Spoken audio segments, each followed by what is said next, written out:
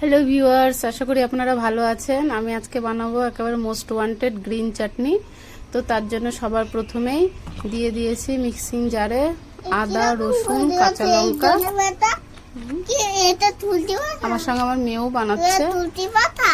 দেবো এক মুঠো ধনে পাতা, আর দেবো এক মুঠো পুদিনা পাতা। আমরা পাপড়ি চাট খাবো, তো তারই প্রিপারেশন শুরু করেছি। তো সবার আগে গ্রিন চাটনিটাই বানাচ্ছি। এবার দেব ভাজা জিরে। গ্রিন চাটনিতে ভাজা জিরের ফ্লেভারটা খুব সুন্দর লাগে, আপনারাও ভাজা জিরে দিয়ে বানিয়ে দেখবেন, খুবই সুন্দর লাগে। তারপরে দেব পরিমাণ মতো লবণ, আর দেব সামান্য চিনি। এখানে লবণটা একটু কম দিতে হবে, আমি পরে এতে বিট লবণ অ্যাড করব। আর দিয়ে দেবো বরফের টুকরো, আর সঙ্গে দেবো আমচুর পাউডার। এখানে আপনার তেঁতুলও ইউজ করতে পারেন কিংবা লেবুর রসও। আমি আমচুর পাউডার ইউজ করছি। কাঁচা আমের সময় আমি কাঁচা আম ইউজ করি। গ্রিন চাটনিতে আমের ফ্লেভারটাও দারুণ লাগে।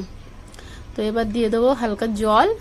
এবার চাটনিটা পেস্ট করে নেবো। দেখুন কালারটা কি দারুণ এসছে, বরফ দেওয়ার জন্য কালারটা এত সুন্দর এসছে। আমি আজকে বানাবো তেঁতুলের মিষ্টি চাটনি, চাটের সঙ্গে খাওয়ার জন্য, মানে পাপড়ি চাট, ফুচকা, সিঙ্গারা সবার সঙ্গে এই চাটনিটা যাবে। তো আমি আজকে বানাচ্ছি পাপড়ি চাটের জন্য। তো এটা তেঁতুলটা একটু কালো, কারণ এটা আমার ঘরে রাখা তেঁতুল, সেই জন্য তেঁতুলটা কালো হয়ে গেছে। তো তেঁতুলটাকে সবার প্রথমে আমি গরম জলে ভিজিয়ে রাখবো 10-15 মিনিটের জন্য। এই তেঁতুলটা হচ্ছে বীজ ছাড়া। তো এবার চাটনিটা বানানোর জন্য সবার প্রথমে কড়াইতে হালকা তেল দেবো, দিয়ে ওর মধ্যে জিরে আর একটা শুকনো লঙ্কা ফোড়ন দিয়ে দিয়েছি।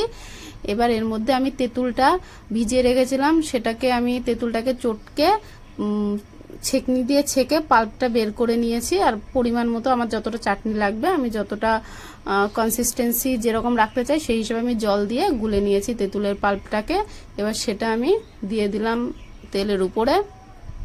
এবার দেখুন যখন ফুটে উঠবে তখন কিন্তু তেঁতুলের ওই জলের উপর এই সাদা সাদা ফেনা আসবে, সেই ফেনাগুলো কিন্তু আপনারা ফেলে দেবেন।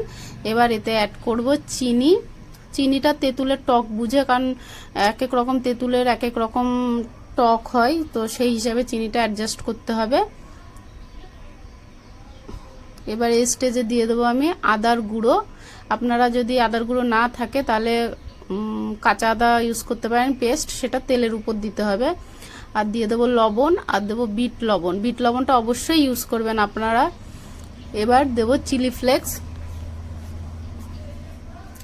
আর দিয়েছি বাড়িতে বানানো ভাজা মশলা। ভাজা মশলার রেসিপিটা যদি আপনারা চান আমাকে কমেন্টে জানাবেন, আমি অবশ্যই শেয়ার করবো। প্লিজ আমার চ্যানেলটি সাবস্ক্রাইব করে দেবেন। Thank you. দেখুন দুটোই স্পেশাল চাটনি রেডি হয়ে গেছে। প্লিজ আমার চ্যানেলটি সাবস্ক্রাইব করুন ভিডিওটা ভালো লাগলে। নমস্কার।